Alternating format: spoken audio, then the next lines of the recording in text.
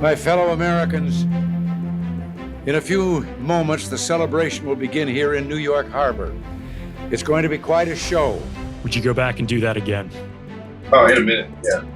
The only thing keeping me from, serving 100 years is, I can't really tie my boots if cold weather moves in.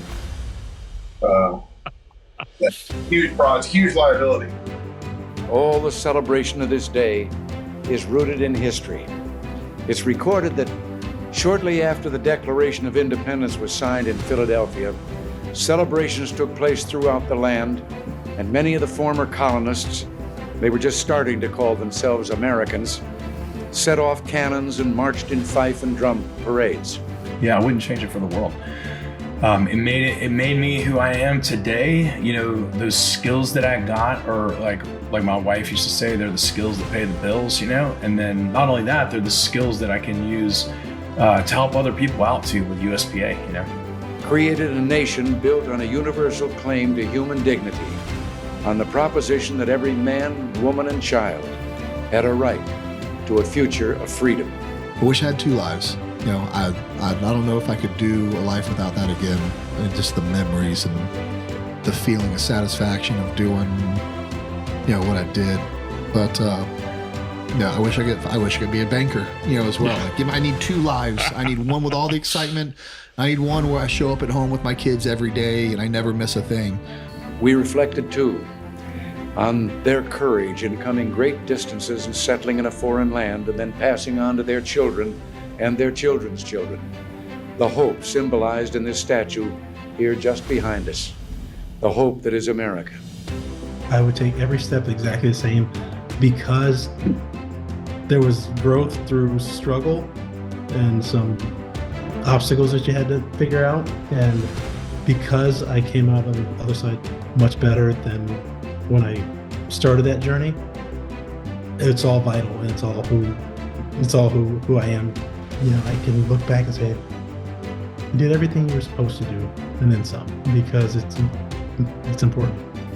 Our presidents and leaders have spoken of national unity and warned us that the real obstacle to moving forward the boundaries of freedom, the only permanent danger to the hope that is America, comes from within.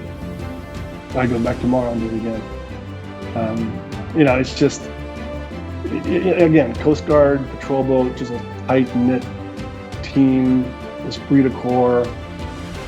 Everybody has their job, and if one person doesn't do the job, the whole system fails. The engines fail, the navigation fails, the law enforcement aspect fails.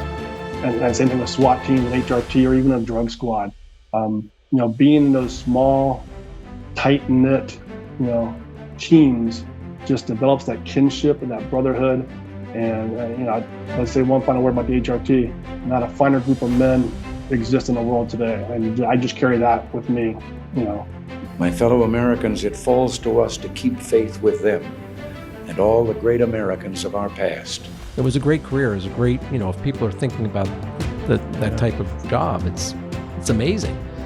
It's, it's not without its hard points and its knocks, and, there were a lot of painful times too, no doubt about it. I would hate to see some of the struggle that my family went through again, but I would do it again, especially working with a lot of the people I worked for and with, and the mission we had, and the impact I think we had.